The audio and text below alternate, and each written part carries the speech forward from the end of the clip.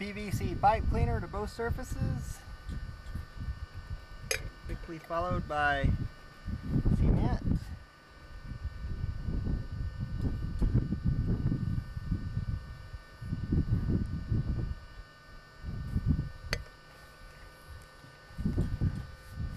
And don't forget to hold the pieces together for 30 seconds because they'll come back out. Not all the way though, just enough to have a big mess because you have a joint that is not secure.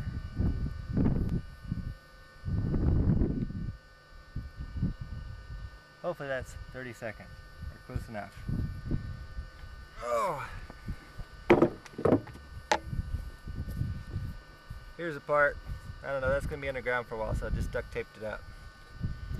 And this is where my 2-inch line is going to come in. Always make the sweep headed in the outbound direction.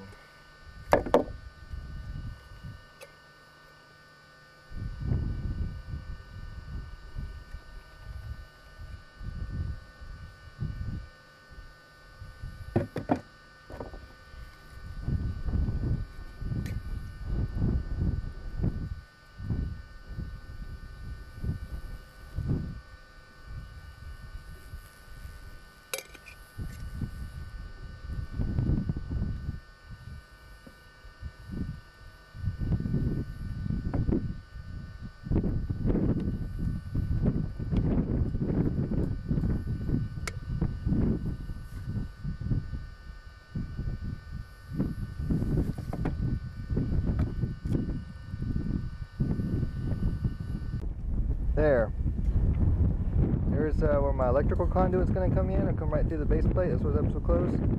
That's going to be a drain. I'm going to build a little French drain. The water drain is going to be sitting over this little closet right here. So that'll be the drain in case it overflows. There, 3/4 inch copper tubing. That's where my water line's going to come in from.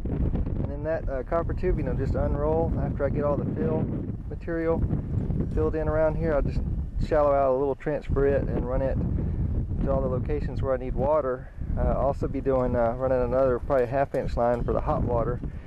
Every little place there'll be water switching out. You'll have a little manifold where you'll have the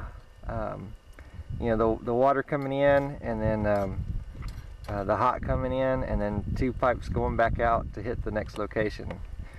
That might be better explained with a sketch. Anyway, there's for the upstairs bathrooms, that drain right there, and then this one is for the downstairs toilet, and then the downstairs sink.